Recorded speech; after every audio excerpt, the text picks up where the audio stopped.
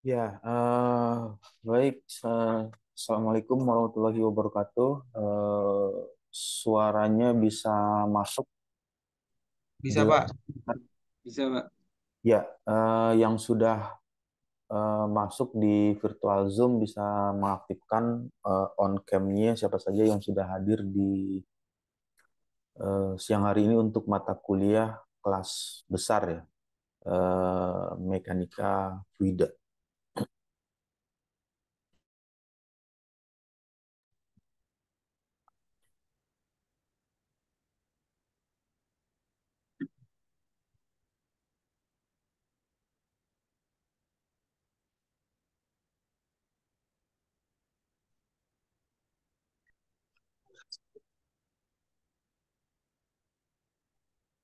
Kemudian untuk tampilan di layarnya, share screen-nya sudah terlihat. Sudah terlihat, Pak. Ya, Sudah, Pak. oke. Jadi di eh, siang ini kita melanjutkan lagi ya untuk materi yang sudah disampaikan di minggu pertama. Kemudian di bagian ini ada beberapa hal yang nanti yang akan kita bahas. Yang pertama itu adalah eh, ini masih pengenalan awal ya. Jadi masih membahas tentang hal-hal yang seringkali menjadi hitungan di awal pada saat melakukan perhitungan untuk mekanika fluida. Nah, ada beberapa bagian yang perlu diingat kembali seperti misalkan untuk mengetahui masalah satuan-satuan yang digunakan. Karena pada saat melakukan perhitungan yang diperlukan adalah mempergunakan satuan yang sama. Jadi kalau misalnya menggunakan satuan SI atau satuan internasional, data-data yang dimiliki atau data-data yang diperoleh dari hasil pengukuran atau dari hasil pengujian maupun dari data di lapangan itu harus dikondisikan atau dikonversikan terlebih dahulu dengan satuan yang sama. Misalnya dalam satuan SI, satuan internasional, kemudian jika datanya ada yang diketahui dalam bentuk satuan Inggris, berarti harus dikonversikan terlebih dahulu eh, ke dalam bentuk satuan yang sama. Misalnya data yang diketahui dalam satuan feet lalu dikonversikan berapa feet nilai tersebut ke dalam satuan meter. Kenapa hal ini perlu dilakukan? Karena pada saat melakukan penghitungan dengan data yang berbeda, dengan satuan yang berbeda, maka hasil yang didapatkan pasti akan salah atau pasti akan tidak sesuai. Jadi perlu dilihat secara baik adalah satuan apa yang dipergunakan. Apakah menggunakan satuan Inggris atau menggunakan eh, satuan internasional. Nah, ini ditampilkan dalam bentuk tabel satuan tersebut. Jadi perlu dilihat satuan apa yang dipergunakan. Kemudian untuk satuan, lalu ada juga perhitungan yang dihasilkan atau dicari dalam bentuk dimensi, nanti bisa dilihat proses perubahannya. Ketika menggunakan misalnya ini sebagai contoh ya, untuk data yang diketahui itu adalah M, M kuadrat. M kuadrat itu merupakan satuan dari eh, panjang ya. Untuk kuantitasnya itu adalah satuan dari panjang. Lalu kuantitasnya adalah panjang, lalu satuan yang digunakan adalah M karena luas ini rumusnya eh, panjang dikali dengan lebar, sehingga yang digunakan adalah M, satuannya adalah M kuadrat. Kemudian untuk dimensi simbol dari panjang adalah L. Ini adalah L, sehingga dituliskan L kuadrat. Jadi dalam bentuk yang sama. Nah, itu adalah proses pengubahan dari satuan yang dipergunakan dalam perhitungan ke dalam bentuk dimensi. Ya, lalu di bagian yang berikutnya ada dimensi ini, ada dimensi mengenai untuk perhitungan energi, kemudian laju, torsi, daya, flux, dan sampai viskositas kinematik. Itu bisa dilihat nilai dimensi yang dipergunakan untuk tampilan dalam bentuk dimensi. Ya, nah ini hanya sekedar mengingat saja untuk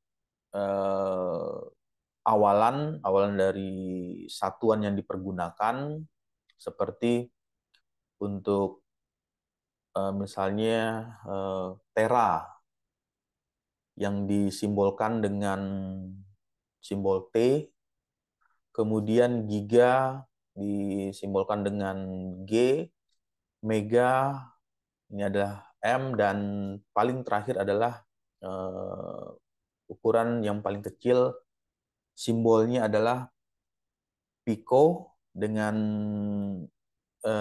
awalannya itu adalah pico dengan simbol yang digunakan berupa nilai simbol P ya. Untuk faktor pengali 10 pangkat min 12. Jadi bisa dibayangkan ketika satuan itu sudah sampai bagian paling kecil, berarti dituliskan 10 pangkat min 12. Nah, ukurannya misalnya ukuran dalam bentuk yang sangat kecil sekali. Ya. Nah, ini ada beberapa tabel yang nanti bisa dilihat hasil-hasil tabel tersebut di tabel mekanika fluida, seperti nilai-nilai liquid atau cairan. Kemudian dari fluida tersebut memiliki nilai density atau kerapatannya itu memiliki kerapatan yang bisa saja mengalami perubahan karena dipengaruhi oleh temperatur. Nah, temperatur ini yang di minggu sebelumnya atau di perkuliahan sebelumnya itu memberikan pengaruh terhadap viskositas, kemudian bisa juga memberikan pengaruh terhadap density atau kerapatan dari fluida yang dipergunakan tersebut. Jadi yang perlu diperhatikan di bagian tabel ini, ketika fluida tersebut bekerja pada temperatur tertentu atau pada suhu tertentu, maka nilai-nilai seperti nilai density, specific weight, dynamic viscosity, kinematic, surface, vapor pressure, dan di bagian akhir ini adalah nilai tersebut akan mengalami perubahan. Jadi nilainya bisa saja mengalami perubahan yang berbeda, yang tidak sama yang ditampilkan sebagai contohnya di tabel, hanya menggunakan temperatur, misalnya temperatur 68 Fahrenheit, kemudian didapat untuk density-nya 3,9 untuk liquid karbon tetrachloride. Tetapi pada saat temperaturnya ini dirubah atau dinaikkan, maka nilai density-nya juga akan mengalami perubahan. Ini yang perlu diperhatikan.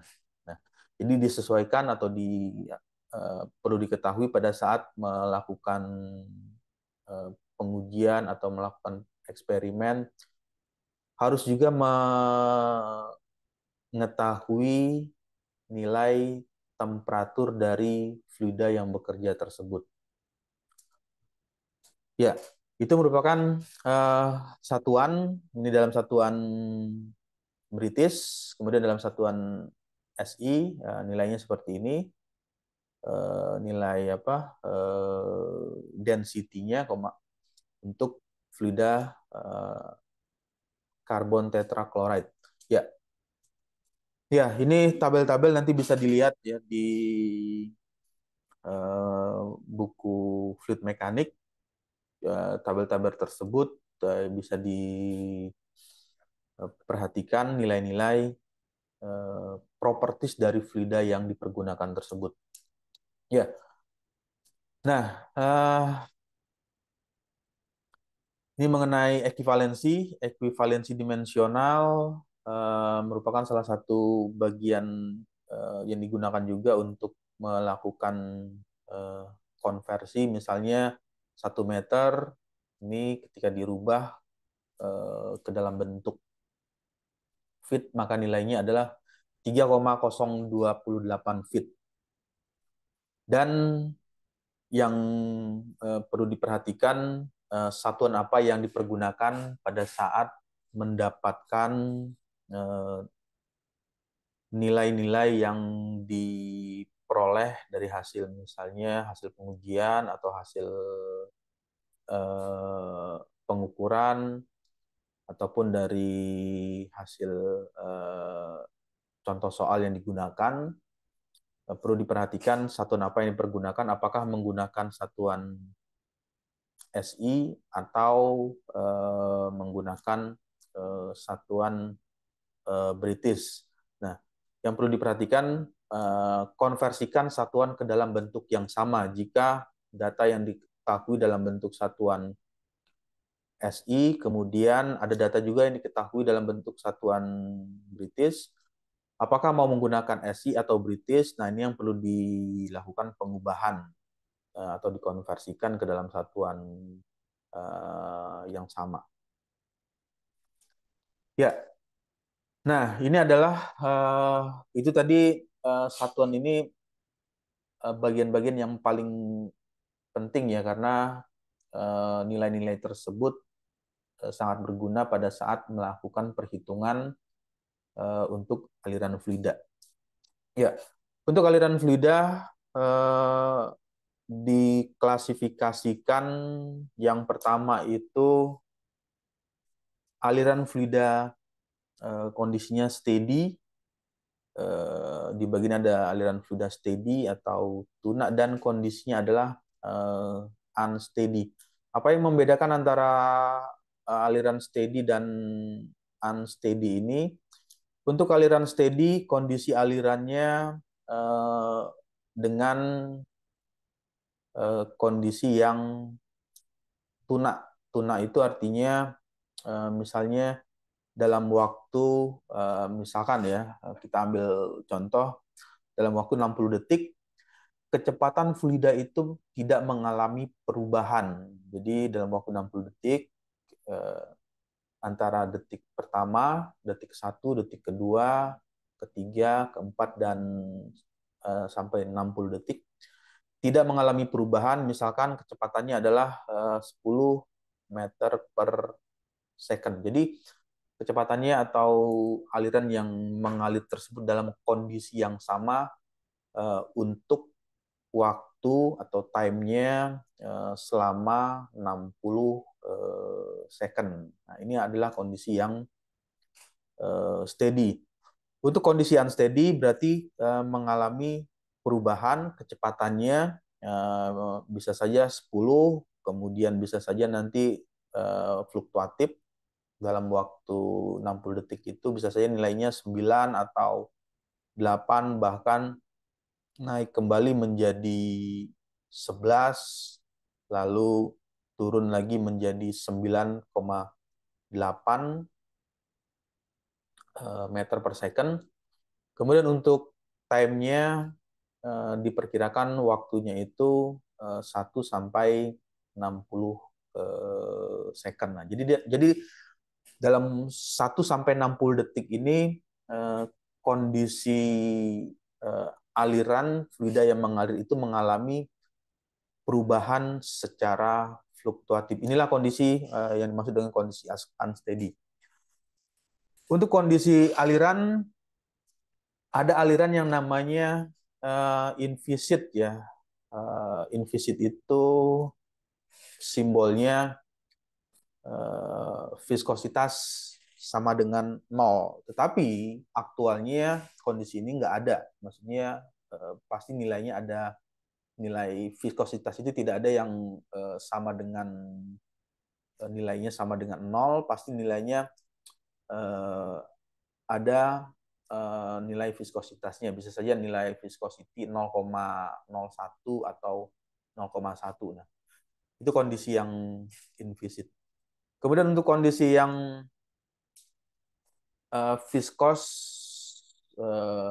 nilainya tidak sama dengan 0. Nah, ini adalah kondisi real. Kondisi real itu adalah kondisi nyata, kondisi aktual ya, kondisi sebenarnya sesungguhnya nilainya untuk viskositas itu tidak ada yang bernilai sama dengan 0. Kalau untuk kondisi ideal ini hanya kondisi secara teoritis, artinya diasumsikan jika nilai kondisi viskositasnya bernilai sama dengan 0, maka diasumsikan kondisinya adalah ideal. Ya.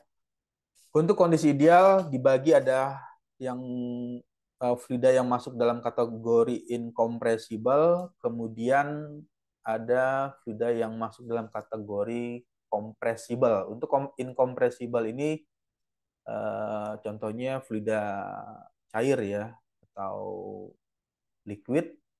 Kemudian untuk yang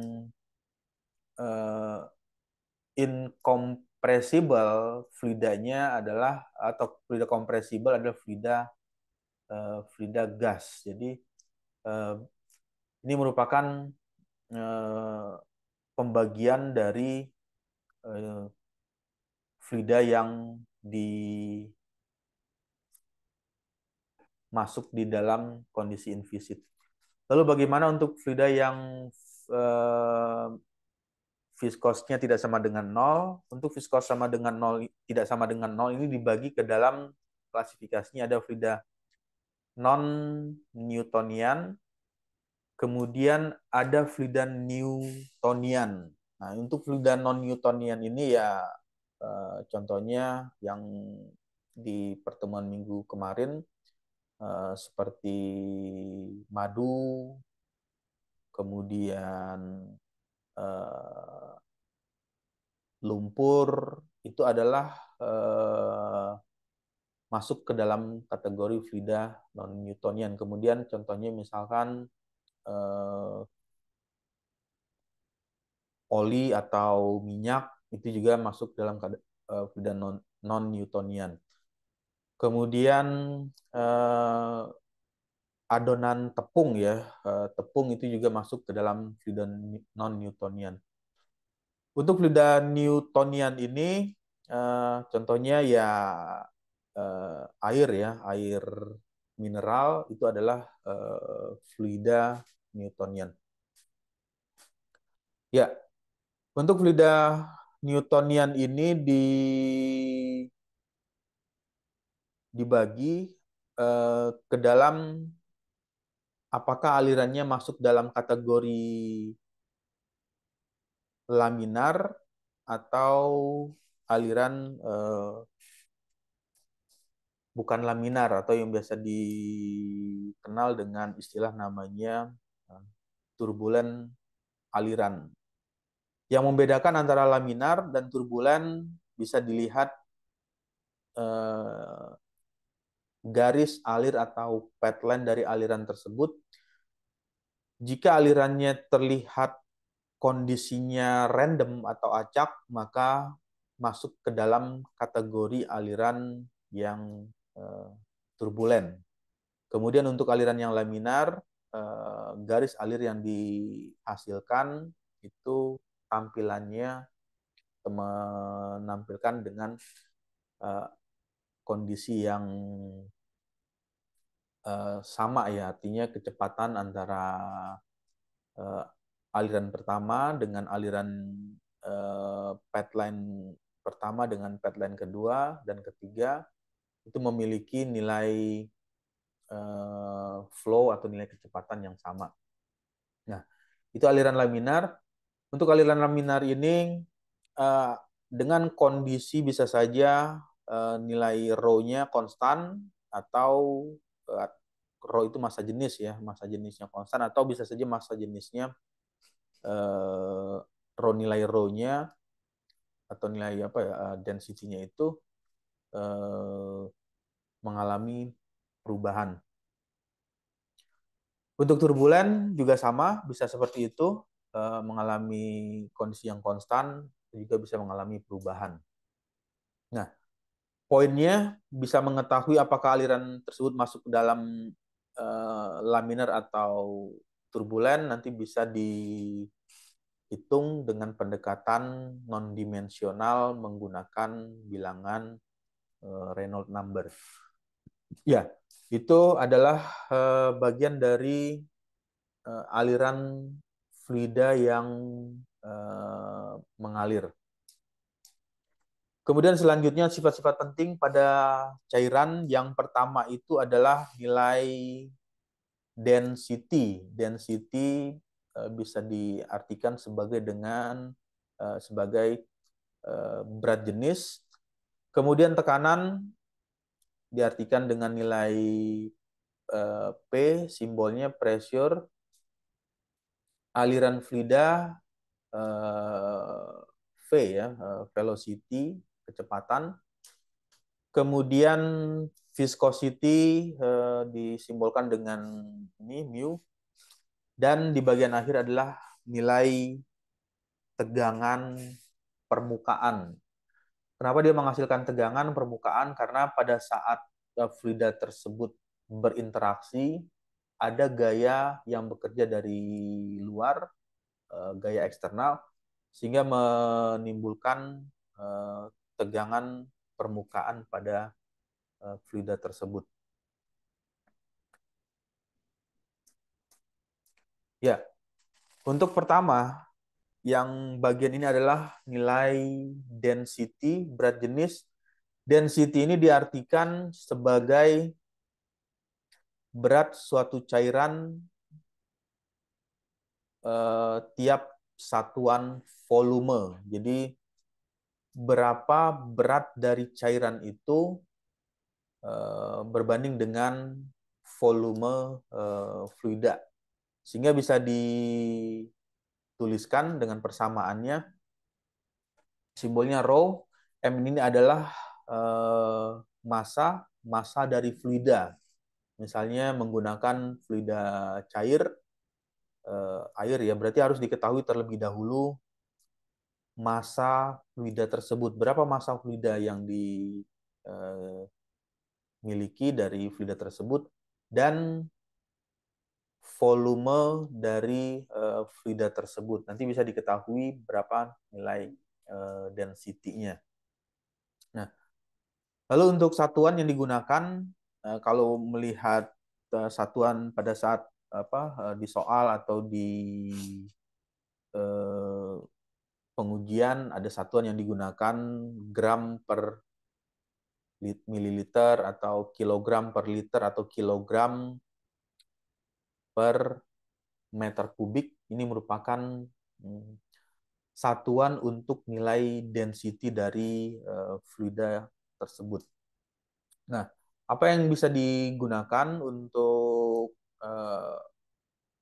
mengukur nilai density dari suatu fluida? Yang pertama, salah satunya bisa menggunakan alat ukur piknometer. Kemudian bisa juga menggunakan alat ukurnya adalah hidrometer. Ini merupakan alat yang umumnya dipergunakan untuk mengukur berapa nilai density dari suatu fluida tersebut. Pak, izin bertanya, Pak.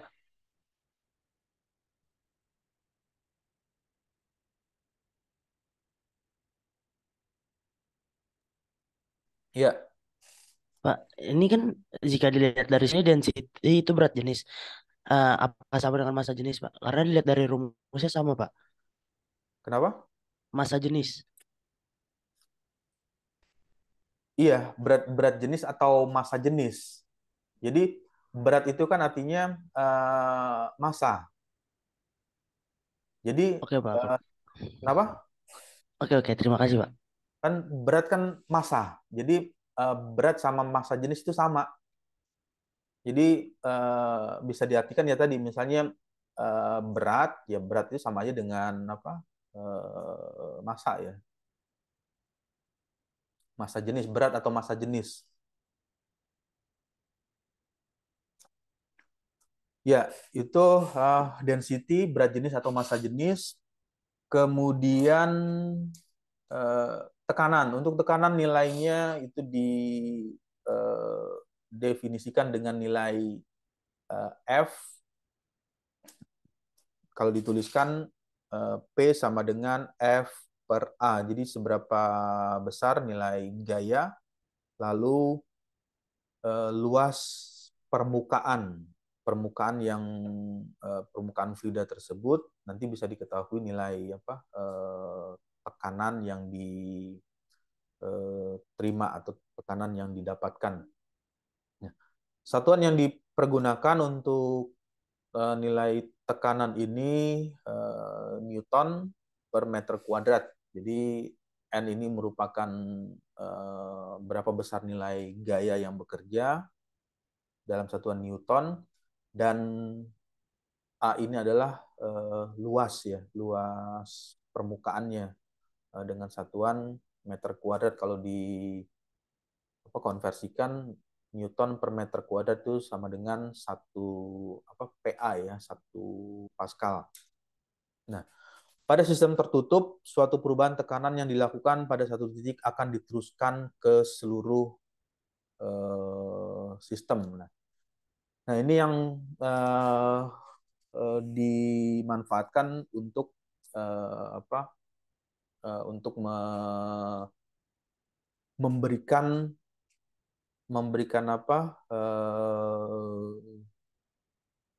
gaya yang kecil tetapi menghasilkan tekanan atau menghasilkan tekanan yang besar. Nah, ini digunakanlah aplikasinya itu kalau di teori ini bisa menggunakan hukum Pascal ya. Misalnya dengan gaya yang kecil tetapi bisa menghasilkan nilai tekanan yang besar. Nah, contohnya penerapannya ya, contoh mudahnya ya aplikasinya itu ya misalnya kalau melihat hidrolik ya atau tempat pencucian mobil, ada bagian misalnya mobil tersebut bisa diangkat ke atas yang awalnya di atas permukaan tanah, tetapi bisa terangkat dengan ketinggian misalnya 1,5 meter atau 1 meter. Nah, menggunakan prinsip seperti ini, jadi pada sistem tertutup, perubahan tekanan yang dilakukan pada satu titik tersebut akan diteruskan ke seluruh sistem. Jadi ketika nilai F-nya divariasikan, nilai F dan nilai A-nya dirubah, maka akan menghasilkan tekanan yang besar dan juga bisa menghasilkan tekanan yang kecil. Nah, teori ini sudah lama ya, tapi masih digunakan sebagai teori dasar, teori Pascal, bahwa tekanan bekerja merata ke segala arah dan fluida dibatasi dengan dinding tegar pada tekanan bekerja tegak lurus terhadap dinding tersebut. Ya, ini merupakan teori Pascal. Kemudian ilustrasinya seperti ini. Ini ada tekanan ya. Di sini ada fluida. Kemudian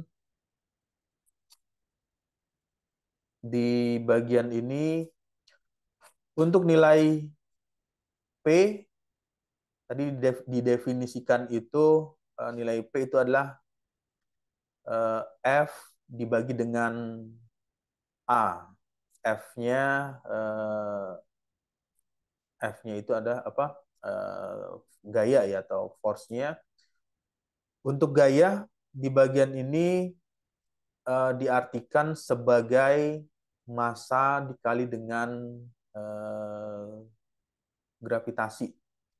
Jadi massa dari fluida, kemudian berapa besar nilai gravitasi yang dipergunakan atau diasumsikan. Selanjutnya nanti bisa dihitung berapa nilai F, kemudian nilai M. M ini rho dikali dengan volume ya,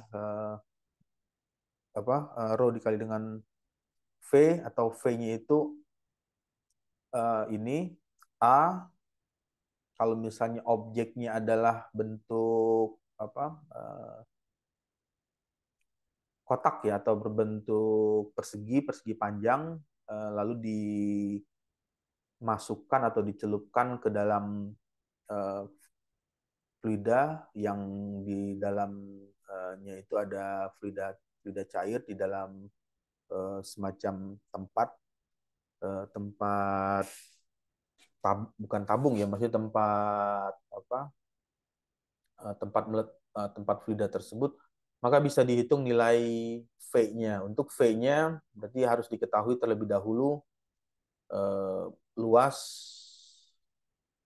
A-nya ya, luas permukaan dari bidang ini, panjang dikali lebar, lalu dihitung nilai ketinggian, itu adalah nilai V-nya. Ya, nah ini penggunaan dari tekanan tersebut bisa digunakan untuk bagian mengukur berapa besar fluida yang bekerja. Tekanan yang terukur oleh alat pengukur, misalnya manometer. Ini contohnya ilustrasinya di bagian ini ditampilkan manometer. Jadi ada tekanan masuk ke bagian ini dari kanan ke kiri, tekanan tersebut. Lalu nanti fluida yang di bagian dalam ini akan mengalami perubahan.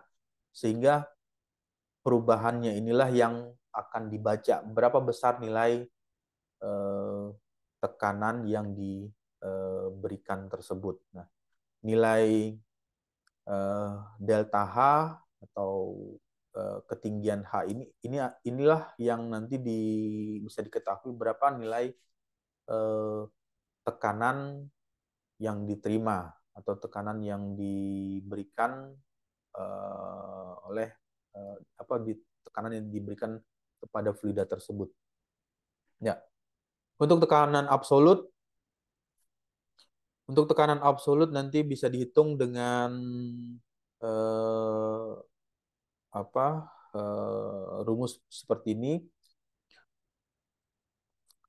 P ini adalah P absolut sama dengan tekanan atmosfer ditambah dengan tekanan gauge atau bagian dari alat ukur yang digunakan tersebut. Ya, ini saya skip aja masalah tabel konversi. Kemudian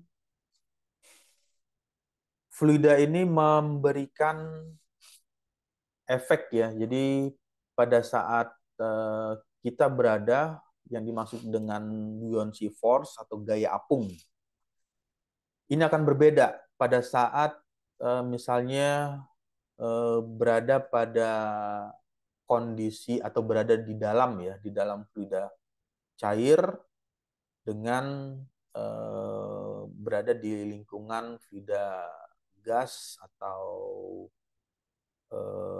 udara. Ketika berada pada posisi fluidanya fluida cair, maka fluida tersebut akan memberikan istilahnya itu buoyancy force, gaya untuk mengangkat objek atau benda yang masuk ke dalam sistem tersebut. Nah, ini jika diartikan jika benda ditimbang menggunakan pegas kemudian dimasukkan pada suatu wadah berisi fluidanya, fluida cair, maka bagaimana berat benda tersebut? Ya, contoh mudahnya, kenapa kita bisa mengapung atau bisa melayang ya atau tidak tenggelam di atas atau di dalam fluida cair ya, itu karena ditimbulkan adanya buoyancy force atau gaya apung pada fluida tersebut.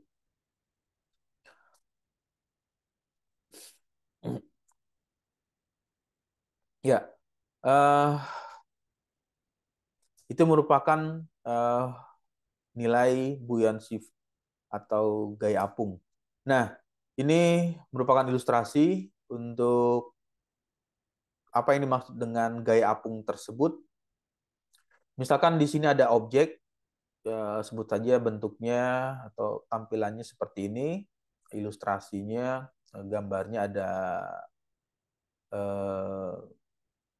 tabung, kemudian di dalam tabung ini diisi oleh fluida cair, liquid ya atau fluida cair, lalu dimasukkan benda ke dalam. Nah, benda tersebut bisa saja tidak sampai jatuh ke bawah ya atau sampai turun ke bawah jika nilai buoyancy atau gaya apungnya nilai F2, nilai ini ya, nilai F2-nya gaya dorong ke atas lebih besar dari gaya dorong ke bawah. Nah, jadi bisa dihitung nanti berapa nilai buoyancy force. Yang pertama harus mengetahui terlebih dahulu nilai rho dari fluida tersebut, kemudian gravitasi, karena gravitasi itu sifatnya mutlak ya selama benda tersebut masih dipengaruhi oleh nilai gravitasi. Kemudian luas ini, luas permukaan atas dan luas permukaan bawah dari benda tersebut, berapa besar nilai luas permukaannya, sehingga bisa dihitung untuk nilai buoyancy force atau gaya apung, berapa gaya yang diberikan nilai F2-nya untuk benda yang masuk ke dalam permukaan fluida yang cair. Nah, ini merupakan ilustrasi ya. Ini hanya ilustrasi, bisa dilihat buoyancy force itu memberikan pengaruh terhadap objek yang dimasukkan ke dalam fluida tersebut. Yang pertama, ilustrasi pertama ini kondisinya tanpa, di bawahnya ini tanpa ada fluida, didapat nilai nilai data yang terukur atau nilai berat terukur itu untuk objeknya 14,7 kg. Tetapi pada saat kondisi ini dimasukkan ke dalam fluida cair, maka nilai beratnya akan mengalami perubahan ya, mengalami penurunan Ini ditimbulkan adanya pengaruh dari gaya apung atau buoyancy force. Itu yang menyebabkan kenapa kita bisa merasa terasa ringan atau bisa melayang di atas permukaan air atau bisa melayang atau mengapung di atas permukaan air karena adanya buoyancy force atau gaya apung pada fluida tersebut.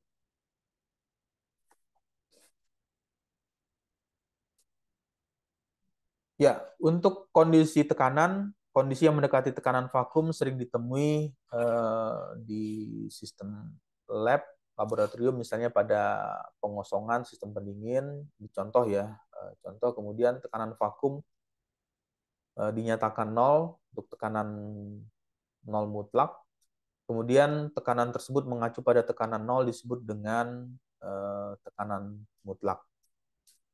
Nah, ilustrasinya seperti ini. Di bagian ini ada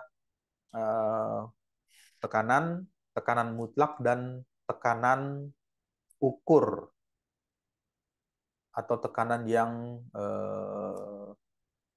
bisa terukur. Tekanan mutlak diartikan sebagai artinya itu tekanan absolut. Jadi mutlak itu ya absolut. Tekanan terukur, tekanan yang terbaca. Terbacanya dari mana? Dari nilai ini ketinggiannya. Jadi pada saat bagian fluida, di sini ada fluida. Kemudian fluida tersebut mengalami tekanan sehingga fluida yang ada di dalam pipa mengalami perubahan ketinggian. Nah, perubahan ketinggian ini masuk ke dalam tekanan yang terukur berapa besar nilai tekanan tersebut. Untuk tekanan atmosfer di bagian tersebut, tekanan atmosfer di atas permukaan laut itu diperkirakan nilainya 101,325 kPa atau setinggi dengan ketinggian 760 mm menggunakan pengukuran barometer yang dipergunakan dengan medianya itu medianya adalah air laksa. Ini bagian yang penting juga karena pada saat melakukan pengukuran kita harus mengetahui berapa besar nilai tekanan yang terukur, kemudian tekanan mutlak dan tekanan atmosfer di tempat pengukuran tersebut. Karena nilai tekanan atmosfer ini akan bisa mengalami perubahan, misalnya ketika berada pada tempat yang lebih tinggi, misalnya di pegunungan atau di puncak, itu nilai tekanan atmosfer akan berbeda nilai tekanannya pada saat berada pada pinggir pantai atau di pinggir laut. Nah, ini nilai tekanan inilah yang memberikan pengaruh juga terhadap bagian tekanan yang akan diukur tersebut. Ya, ini gambaran mengenai absolut alat atau yang terukur ditambah dengan tekanan atmosfernya. Nah, lalu bagaimana melakukan pengukuran atau binding barometer?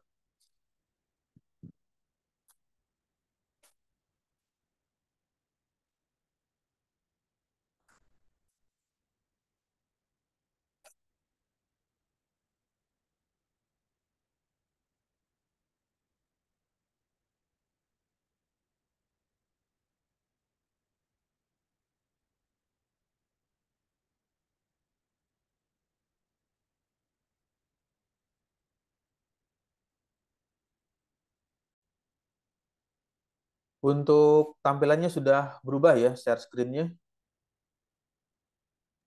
Sudah, Pak. Udah, Pak. Ya.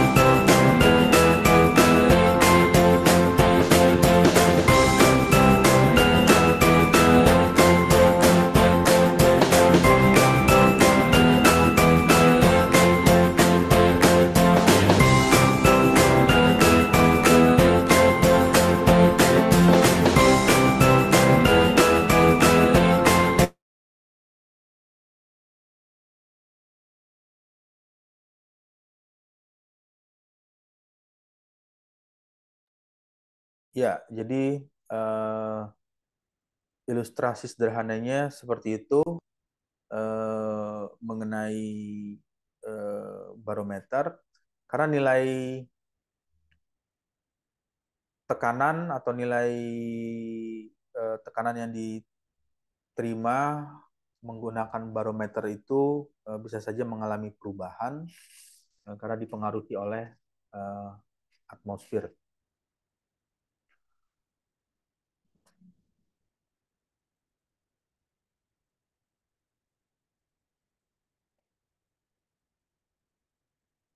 Ya, oke. Sampai sini ada diskusi atau ada yang ingin didiskusikan atau ditanyakan?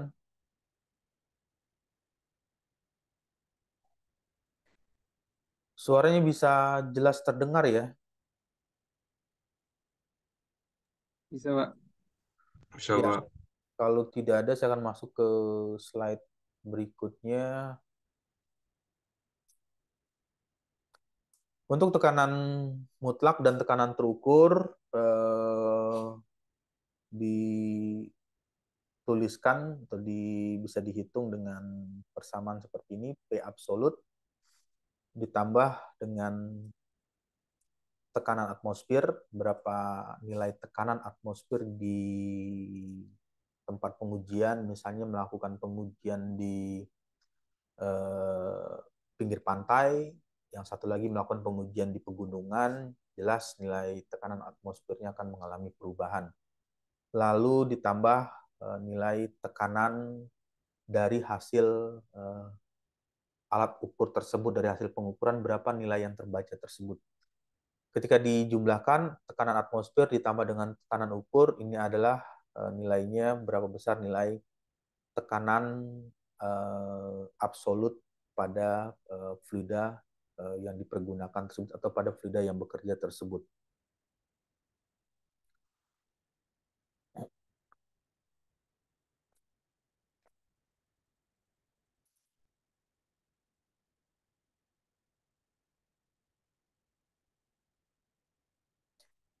Ya, kemudian yang berikutnya ialah hubungan antara tekanan dan ketinggian. Nah, ini yang tadi diceritakan, tekanan dan ketinggian. Jadi tekanan dipengaruhi oleh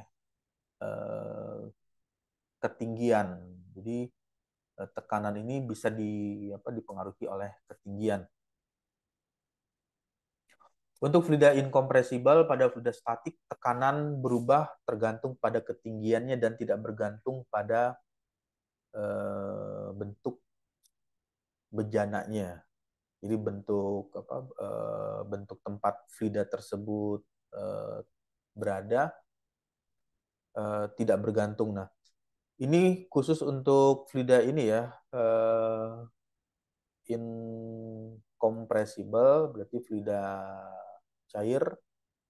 Untuk fluida cair, tekanan berubah tergantung pada ketinggian dan tidak bergantung pada bentuk bejananya. Mau bentuknya silinder, yang satu lagi bentuknya persegi, selama ketinggiannya itu dengan ketinggian yang berbeda, maka tekanan tersebut juga akan mengalami perubahan. Kemudian tekanan sama besar di semua titik di bidang mendatar di dalam fluida tersebut. Jadi pada saat fluida tersebut berada di dalam suatu tempat atau di dalam suatu wadah, tekanannya akan secara uniform atau sama besar di semua titik yang di bidang mendatar di dalam fluida tersebut. Misalnya seperti ini ya ilustrasinya. Ini ada wadahnya bentuknya ya ilustrasinya berbentuk persegi. Kemudian wadah tersebut diisi fluida cair dengan diisi setengah ya, tidak sampai penuh fluida cair tersebut. Tekanan sama besar di semua titik bidang mendatar. Jadi pada saat tekanan ini dihitung, maksudnya di titik sini, ini kan kondisinya datar, maka nilai tekanan yang diterima oleh dinding-dinding fluida tersebut bernilai sama nilainya. Jadi nilai tekanan misalnya ada di titik A, misalkan ini titik B, lalu titik C, D, E, F, G, dan H. Untuk nilai tekanan tersebut nilainya bernilai sama selama dengan ketentuan tingginya harus tingginya yang sama. Kalau misalnya tinggi di sisi kanannya 10, misalnya 10 meter, berarti di bagian sini juga nilainya kondisinya sama dengan ketinggian yang sama. Maka akan menghasilkan nilai tekanan di bagian tersebut, tekanannya bernilai sama di semua titik untuk bidang kondisinya adalah bidang yang kondisi datar, bidang datar. Nah, hubungan antara tekanan dan ketinggian dapat dituliskan ke dalam persamaan, pendekatan persamaan matematik. Delta P sama dengan rho dikali dengan G dikali dengan delta H. Rho ini adalah rapat massa fluida atau massa atau berat jenis fluida. Kemudian G itu nilai berapa besar asumsi gravitasi yang dipergunakan.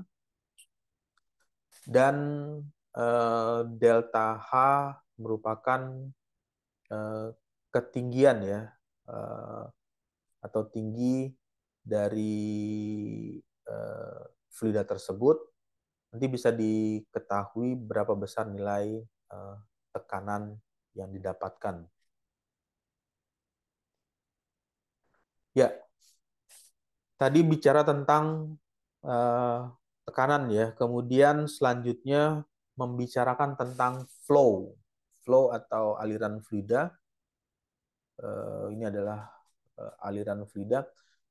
Fluida kalau diilustrasikan di bagian ini mengalir dari sini, dari kiri, dan keluar di bagian kanan. Ini kalau ditambahkan, ini sebut saja dengan kecepatan V1, dan ini adalah V2. Kecepatan akan mengalami perubahan. Jadi pada saat fluida tersebut berada pada luas permukaan yang lebih besar, akan mengalami perubahan ketika fluida tersebut mengalami atau mengalir pada luas bidang atau permukaan yang mengalami penyempitan, atau luas permukaannya mengalami bagian menyempit. Kecepatan di bagian fluida yang luas permukaannya lebih besar, lebih kecil ya, jika dibandingkan dengan kecepatan yang mengalir di fluida yang lebih besar. Ya, ini sesuai dengan teori hukum konservasi massa. Jadi kalau dituliskan M1 massa yang masuk ya, massa yang masuk atau massa yang mengalir sama dengan massa yang keluar di zona 2. Massa masuk akan sama dengan massa keluar, atau biasa dikenal dengan persamaan kontinuitas, persamaan Q1 sama dengan Q2. Itu kalau dituliskan A1 dikali dengan V1 sama dengan A2 dikali dengan V2. Nah, ini persamaan kontinuitas ini persamaan yang selalu terjadi ya, atau dialami pada saat fluida tersebut mengalami pergerakan. Jadi pada saat fluida tersebut mengalir dari bagian kiri keluar di bagian sisi kanan, maka kecepatan akan mengalami perubahan, atau berapa besar nilai kecepatan antara fluida yang berada pada luas penampang yang lebih besar dengan luas penampang yang lebih kecil akan mengalami perubahan. Begitu juga dengan nilai nilai fluida tersebut. Hal ini dilakukan atau diturunkan dari persamaan hukum konservasi massa. Jadi massa yang masuk ini harus sama dengan massa yang keluar. Massa yang masuk harus sama dengan massa fluida yang keluar. Misalnya di bagian ini massa fluida yang masuk untuk dalam hitungan misalkan 10 detik, massanya yang masuk ada 10 kg, maka dalam hitungan 10 detik dengan waktu yang sama, massa fluida juga harus keluar sebanyak 10 kg. Jadi massa yang masuk harus sama dengan massa yang keluar, sehingga bisa didapatlah persamaan hukum kontinuitas. Jadi kontinuitas massa yang masuk harus sama dengan massa yang keluar. Nah, untuk mengukur suatu tekanan di dalam suatu sistem ya, sistem fluida yang mengalir, ada alat yang digunakan. Yang pertama bisa menggunakan alat ukur, namanya bentuknya itu berbentuk huruf U, sehingga dinamakan U-tube ya, U-tube manometer. Alat ini berupa pipa, bentuknya transparan dan berbentuk huruf U. Perbedaan ketinggian antara fluida satu, sisi kiri dan sisi kanan inilah yang nanti menjadikan bagian tersebut bisa dilakukan nilai tekanan, berapa besar nilai tekanan yang terukur. Nah, ilustrasinya di gambar ini ada tekanan atmosfer, kemudian tekanan yang diberikan di dalam sistem tersebut masuk ke dalam sistem yang berbentuk U, fluidanya. Nilai ketinggian inilah yang menjadikan atau bisa diketahui berapa besar nilai P atau nilai tekanan yang terukur tersebut. Prinsip kerja dari alat ukur yang berbentuk U ya, U tube manometer. Kemudian untuk bagian selanjutnya alat pengukur tekanan, ada yang bentuknya berbentuk seperti ini ya, incline wheel type manometer. Jadi ada bagian, kalau yang tadi berbentuk U, tetapi di bagian sini ada menggunakan bentuk kemiringan, ada faktor sudut kemiringannya. Nanti bisa dihitung dari hasil pembacaan menggunakan fluida tersebut, nanti bisa diketahui ketinggian dari fluida tersebut.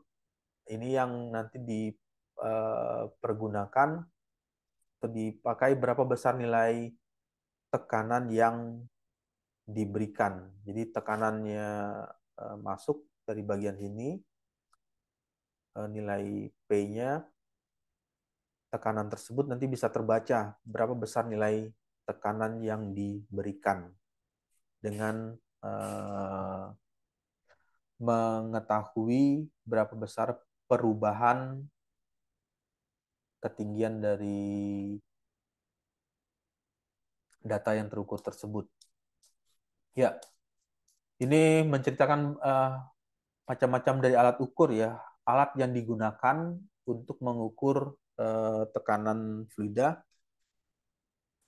Ada yang menggunakan alat ukurnya itu Borden tube, pressure gauge. Alat ini umumnya banyak ada di dalam berbagai peralatan. Ya, salah satunya di tambal ban, alat untuk menambal ban atau mengetahui tekanan ban mobil atau ban sepeda motor, atau di bagian tersebut akan keluar tampilan seperti ini ya, tampilannya. Nanti bisa diketahui berapa nilai tekanan fluida yang ada di dalam suatu sistem yang tertutup, misalnya di dalam ban mobil atau di dalam ban sepeda motor. Nanti bisa diketahui berapa nilai tekanan fluida tersebut. Nah, untuk prinsip kerjanya, fluida yang bekerja tersebut memberikan tekanan masuk ke dalam saluran ini ya, ilustrasinya. Nanti saluran ini diisi oleh fluida. Fluida tersebut memberikan pengaruh, memberikan informasi terhadap terhadap alat yang digunakan. Bisa saja nanti tekanannya akan mengalami perubahan ya, dalam arti nilai skalanya yang awalnya 0 bisa berubah menjadi 10 bar atau sampai 20 bar. Seberapa besar fluida tersebut memberikan tekanan terhadap alat ukur yang dipergunakan tersebut. Nah, ini bagian-bagian yang umum ya atau sederhana dari pressure gauge tersebut. Ada pointer, karena pointer ini atau yang biasa disebut dengan jarumnya, jarum penunjuk. Jarum penunjuk ini yang memberikan informasi berapa besar tekanan fluida yang dipergunakan tersebut. Ya, untuk barometer yang tadi di slide sebelumnya, barometer adalah alat untuk mengukur tekanan atmosfer atau tekanan luar. Ini bisa digunakan menggunakan barometer. Prinsip kerjanya membaca ketinggian dari fluida yang berpindah tersebut. Jadi pada saat fluidanya mendapatkan tekanan yang besar, tekanan yang tinggi, maka nilai H akan mengalami perubahan ya, atau mengalami kenaikan, dan nilai H inilah yang menjadikan berapa besar nilai tekanan fluida yang bekerja tersebut, atau tekanan yang diterima atau tekanan yang diberikan terhadap fluida tersebut. Ya, untuk arah tekanan, sekarang bicara tentang vektor ya, karena tekanan ini merupakan sama seperti kecepatan ya. Jadi ada besaran vektor, kemudian ada besaran skalar. Nah, tekanan ini merupakan masuk dalam kategori besaran vektor. Kenapa dikatakan besaran vektor? Ya karena tekanan memiliki arah. Apakah arahnya ke bawah, atau arahnya ke atas, atau ke samping kanan, atau samping kiri. Nah, itu adalah tekanan yang diterima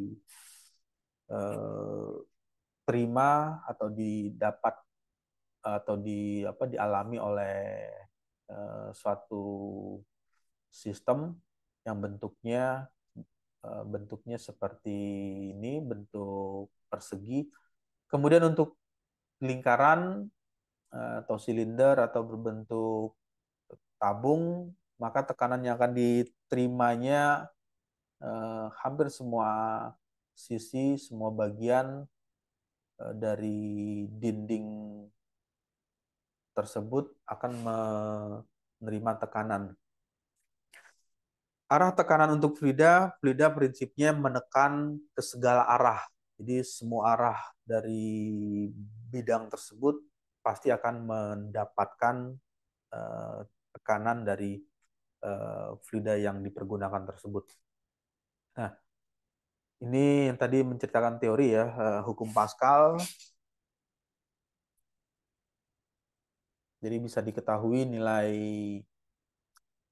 tekanan yang masuk harus sama dengan tekanan yang keluar. Itu kalau dituliskan P1 sama dengan P2 atau ini F1 per A1 itu akan sama dengan tekanan di P2 F2 dengan A2.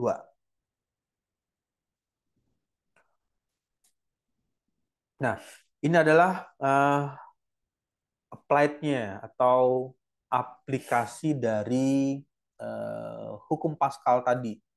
Hukum Pascal. Jadi kalau dituliskan P1 sama dengan P2, lalu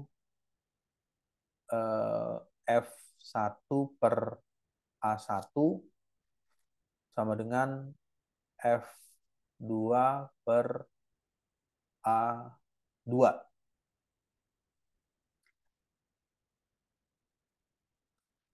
Ini bisa didapatkan, misalnya di sini ada P1 dan ini adalah P2. Karena ada perbedaan, di sini bisa dilihat ada perbedaan ya. Perbedaannya apa? Berupa luas penampang. Luas penampangnya lebih kecil, kemudian yang di bagian ini, nah ini ada luas penampangnya itu A2 lebih besar. Nah, dengan tekanan yang kecil, dengan memberikan P1, tetapi bisa mengangkat beban ke atas, beban atau memberikan gaya ke atas lebih besar.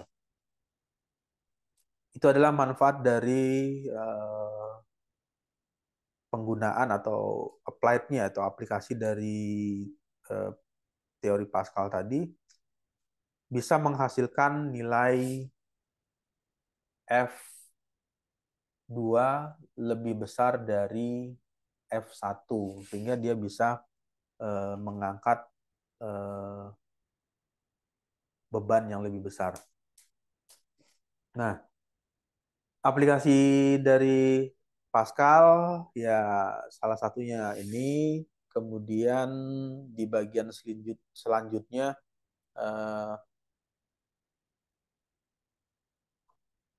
pada pedal, posisi pengereman itu juga menggunakan prinsip hukum Pascal. Jadi ada di bagian ini ada, misalnya ini adalah P1, kemudian yang ini P2. Yang berbeda adalah nilai A1, luas penampangnya lebih besar, kemudian yang ini luas penampangnya lebih kecil. Perbedaan luas penampang dapat memberikan nilai gaya atau nilai force-nya yang lebih besar, sehingga didapatkan nilai F2 ya, ini F2 lebih besar dari nilai F1.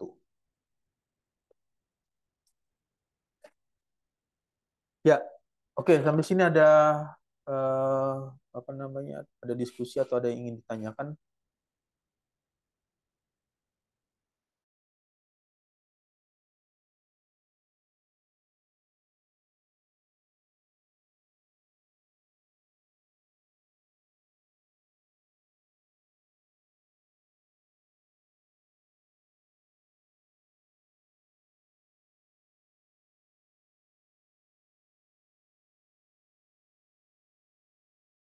Ya, kalau tidak ada, saya akan masuk lagi ke slide selanjutnya. Yang berikutnya menceritakan tentang sifat-sifat fluida. Sifat-sifat fluida ini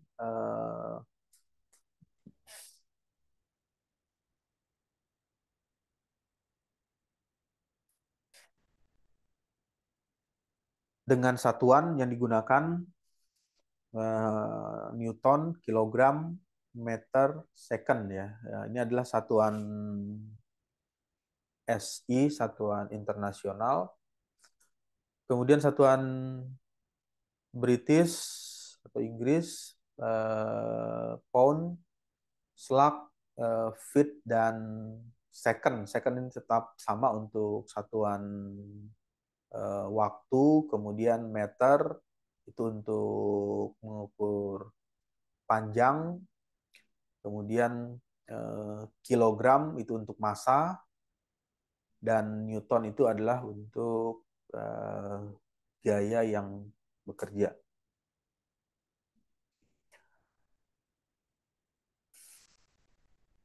Ya, oke. Kemudian di bagian yang berikutnya untuk fluida yang satuan SI, satuan internasional dan satuannya Inggris nanti bisa dilihat dengan melihat satuannya, apakah menggunakan satuan Inggris atau satuan British. Jadi poin yang perlu diperhatikan pada saat melakukan perhitungan, pergunakanlah satuan yang seragam, satuannya seragam atau satuannya sama semua. Ya, lalu yang berikut mengenai viskositas. Viskositas atau kekentalan adalah sifat yang menentukan besarnya daya tahan dari suatu zat. Zat yang diartikan di sini adalah fluida ya.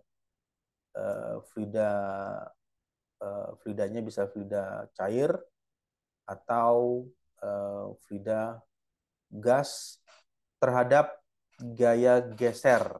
Jadi ada gaya yang diterima oleh fluida tersebut dari luar sehingga menimbulkan pergeseran atau shear stress atau apa gaya geser ya, gaya geser dari fluida tersebut.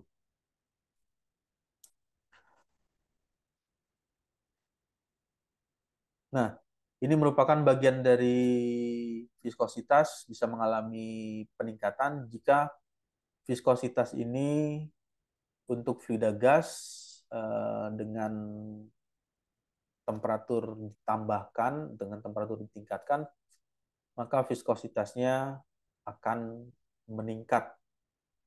Tetapi untuk viskositas yang fluidanya cair berupa liquid ya cairan, maka akan mengalami pengurangan jika temperaturnya ditingkatkan. Lalu untuk tahanan dari fluida terhadap tegangan geser ini dipengaruhi oleh atau tergantung pada kohesi dan laju perpindahan momentum dari fluida tersebut.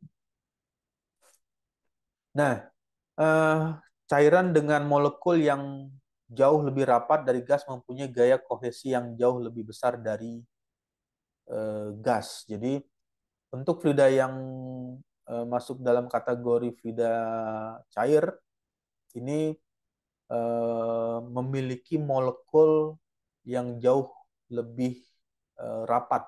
Jadi kalau diilustrasikan, misalkan ini ada suatu wadah, wadah A, kemudian wadah B.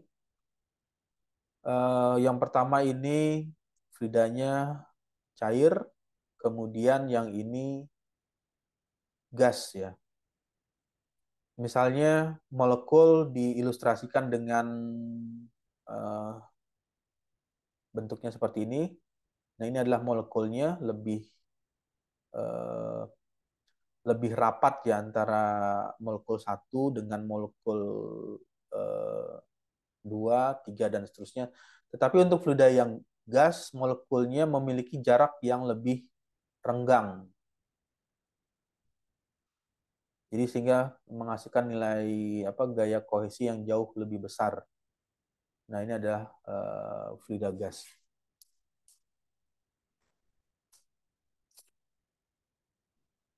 Ya, untuk mencari nilai kekentalan mutlak atau viskositas dinamik nanti bisa dihitung dengan persamaan. Lalu untuk kinematik, kekentalan kinematik atau viskositas kinematikanya, kinematik itu bisa dihitung dengan persamaan ini ya. Nanti tinggal memasukkan data-data yang diketahui sehingga bisa didapat nilai viskositas dinamik dan viskositas kinematik dari fluida tersebut. Oke, ini di bagian selanjutnya bagaimana cara mengukur viscosity ya. Ini ada yang menggunakan alat ukurnya, salah satunya rotating drum viscometer. Lalu bagaimana alat tersebut bekerja? Yang pertama, memasukkan terlebih dahulu fluida apa yang ingin diukur atau diketahui berapa besar nilai viskositasnya. Dimasukkan ke dalam sistem tersebut, sistem pengukuran melalui celah ini. Kemudian selanjutnya di bagian dasar, di bagian bawah ini ada motor yang melakukan putaran, melakukan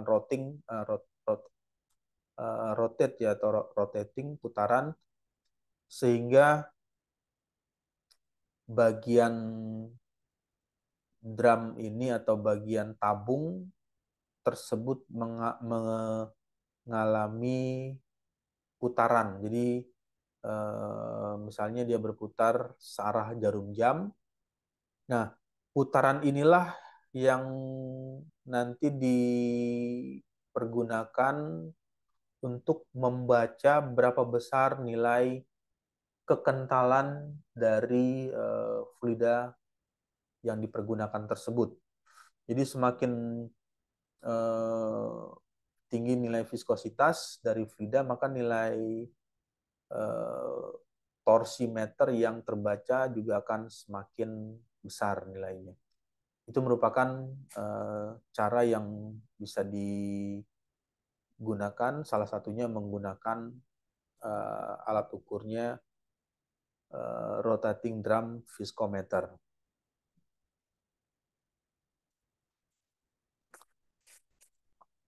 Ya, sampai sini ada maksudnya ada diskusi atau ada yang ingin didiskusikan dari materinya?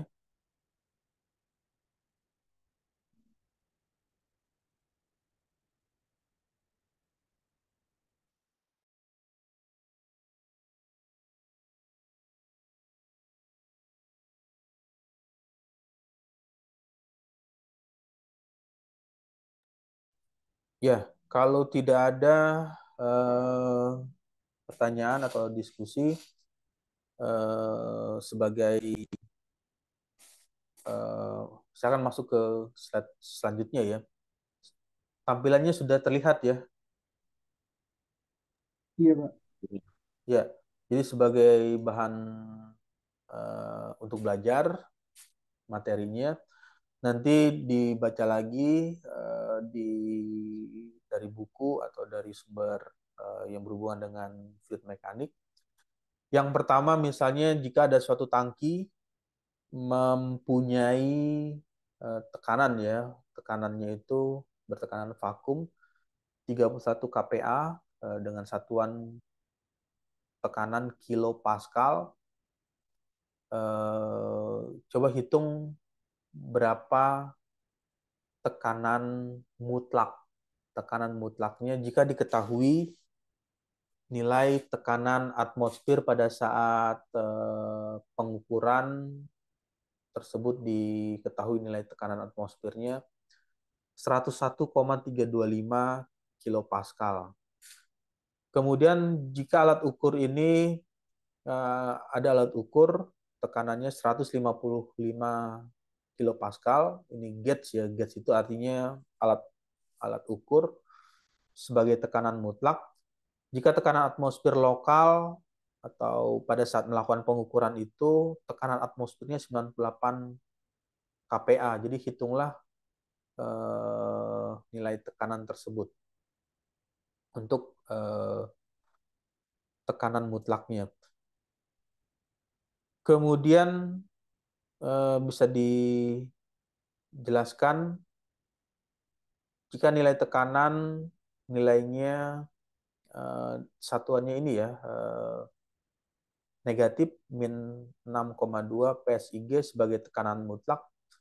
Jika tekanan lokal dianggap 14,7 PSI. Jadi ya, kenapa dia bisa nilai tekanannya minus? Lalu hitunglah tekanan dalam satuan Pascal pada kedalaman 6 meter. Jadi di bagian ini ada fluida cair ya, permukaan air laut. Kemudian melakukan penyelaman atau berada pada kedalaman 6 meter, nanti bisa dicari berapa besar nilai tekanan yang didapat atau tekanan yang diterima untuk kedalaman 6 meter tersebut. Lalu yang selanjutnya, sebutkan dan jelaskan cara kerja dari 4 macam alat ukur. Nanti bisa dicari di buku, di e-book, atau di sumber yang lain. Bagaimana cara kerja dari alat ukur yang dapat digunakan? Yang pertama untuk mengukur tekanan, mengukur pressure ya, tekanan. Kemudian untuk mengukur kekentalan atau viskositas dari fluida tersebut. Ya, lalu yang berikutnya, jika ada suatu tekanan terukur sebagai suatu nilai yang vakum ya, jadi ada alat yang digunakan berupa alat ukur sebagai suatu nilai yang vakum dengan nilai yang terukurnya itu 23 kPa, 23 kilopascal. Ini kita asumsikan misalkan dia berada di satu wilayah ya di Kota Depok yang berada dengan kondisi ketinggiannya itu 3.000 meter. 3.000 meter dari permukaan laut. Berapakah nilai tekanan absolutnya? Yang jadi pertanyaan, berapa besar nilai tekanan absolutnya? Dan di bagian akhir yang tadi menceritakan persamaan teori continuity ya, teori kontinuitas M1 masa fluida yang masuk di bagian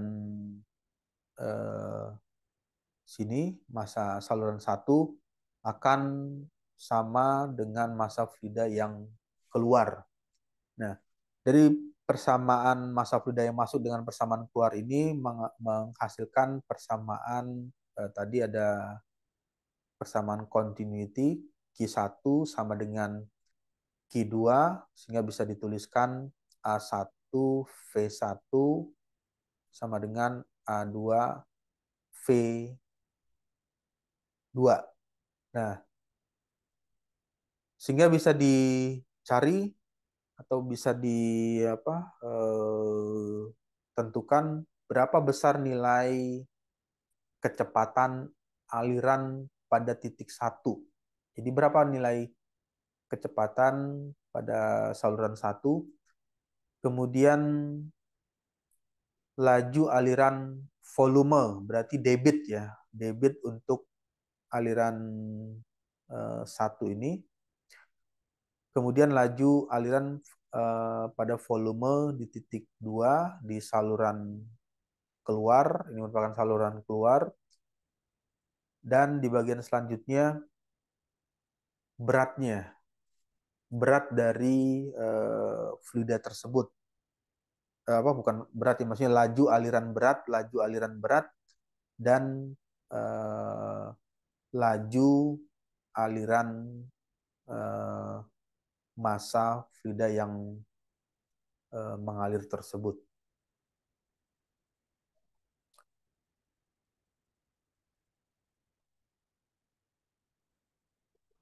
Ya, oke. Ada pertanyaan atau ada diskusi yang ingin ditanyakan? Ya, kalau tidak ada mungkin saya rasa cukup ya untuk materi dasarnya dari fluid mekanik. Kemudian untuk lebih banyaknya nanti bisa mengeksplor dari buku, dari e-book atau dari internet atau dari sumber yang lain untuk materi mekanika fluida. Ya, oke. Kita ucapkan selamat